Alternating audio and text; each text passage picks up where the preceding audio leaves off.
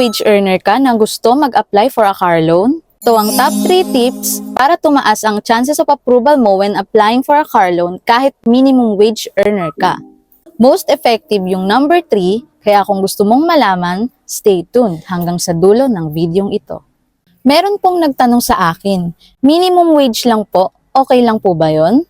May rule of thumb po kasing sinusunod ang mga financial institutions kagaya ng mga bangko na affiliate ng mga car dealerships na dapat at least times 3 ng monthly nang kukunin yung loan ay yun po ang dapat na inyong monthly income para ma-approve.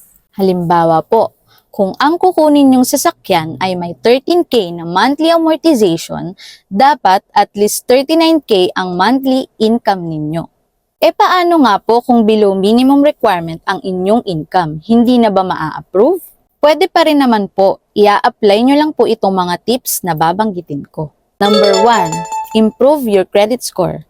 Ang ibig sabihin po nito ay bago kayo mag-apply for a car loan, i-maintain nyo po na laging on time kayo magbayad ng inyong credit cards or kahit na anong loan. Mas maigi na wala po kayong overdue or unpaid bills na under po sa pangalan ninyo.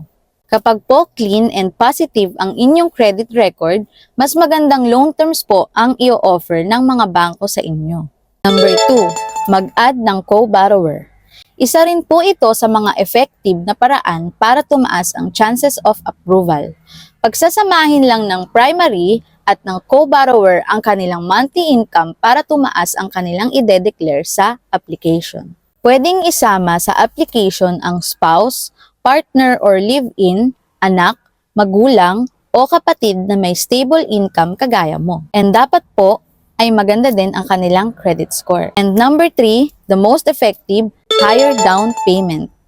Mas madali makakuha ng approval lalo na po kung willing mag-down ng malaki ang mga mag-a-apply. Kapag kasi mas malaki ang down payment, lumiliit ang amount to be financed at pag maliit ang amount to be financed, mas maliit ang monthly amortization. At pag mas maliit ang monthly amortization, mas lalaki ang tiwala ng mga bangko na kaya mong bayaran ito dahilan para bigyan ka ng approval. Kung mapagsasama-sama nyo po yung 3 tips na binigay ko, mas magiging madali po para sa inyo ang makakuha ng sasakyan.